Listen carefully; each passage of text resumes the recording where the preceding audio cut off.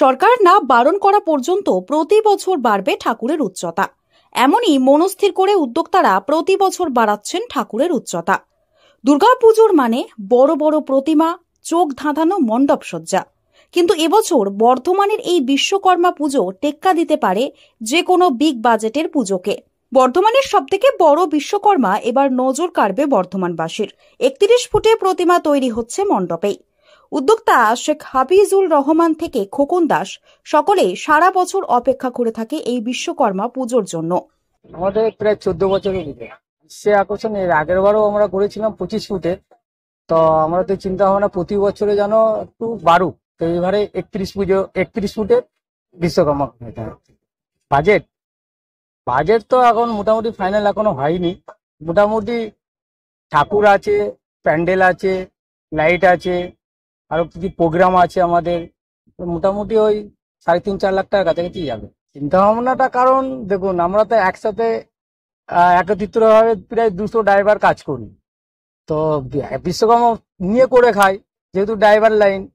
তো সবাই তো দেখছি যে মানে অনেক রকম পুজো করে। তো আমরা ড্রাইভাররা একসাথে একত্রিত হয়ে চিন্তা ভাবনা করি পুজোটাকে বড় করা হয়েছে। হ্যাঁ, আগামী দিনে যতদিন আমাকে সরকার থেকে মানে পারমিশন না করবে যে তুমি এর পরে আর বাড়াতে পারবে না, ততদিন আমি চালিয়ে যাব। বর্ধমানের তেলিপুকুর এলাকায় প্রায় 200 জনেরও বেশি টোটো চালক নিয়েছেন এই উদ্যোগ। সকলের যৌথ প্রচেষ্টায় গড়ে উঠছে 31 ফুটের বিশ্বকর্মা। তেলিপুকুর টোটো ইউনিয়নের পরিচালনায় 14 বছর আগে ছোট করে শুরু হয় বিশ্বকর্মা পুজোয়। সেই বিশ্বকর্মা পুজোয় আজ নজর কাটছে বর্ধমানবাসীর। গত বছরে 25 ফুটের বিশ্বকর্মা ঠাকুরের পরে এবছর অর্থাৎ 14তম বর্ষে তাদের বিশেষ আকর্ষণ 31 ফুটের বিশ্বকর্মা মূর্তি।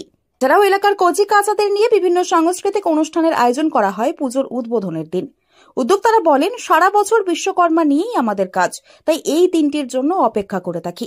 সরকার যতদিন না বারণ করবে প্রতি বছর আমরা প্রতিমার উচ্চতা বাড়াতেই থাকব। সারা বছরই আমরা পুজোটার জন্য দীর্ঘ আগ্রহীভাবে থাকি এবং বিভিন্ন ধরনের কার্যকলাপের মাধ্যমে আমরা পুজোটা যেন ভালোভাবে হয় সেই ব্যবস্থা করে থাকি। 200 জনের বেশি জন থাকে এবং অন্যান্য নেতৃবৃন্দরাও থাকে আমাদের সঙ্গে। আমাদের 16 তারিখে উদ্বোধন হচ্ছে। আমাদের সঙ্গে রয়েছেন মাননীয় রাজবিহারী হালদার মহাশয় এবং আরও নেতৃবৃন্দরা আসবেন। বর্ধমানের এই বিশ্বকর্মা পুজো কেবল একটি উৎসব নয়, এটি তাদের ঐক্য এবং ভালোবাসার এক অনন্য দৃষ্টান্ত। এবছরে তাদের পুজোর বাজেট প্রায় 3 লক্ষ টাকা। এই পুজোয় প্রমাণ করে যে ছোট উদ্যোগ এবং সম্মিলিত প্রচেষ্টাও কত বড় সাফল্য আনতে পারে। পূর্ব বর্ধমান থেকে সায়নী সরকারের রিপোর্ট, লোকাল 18 বাংলা।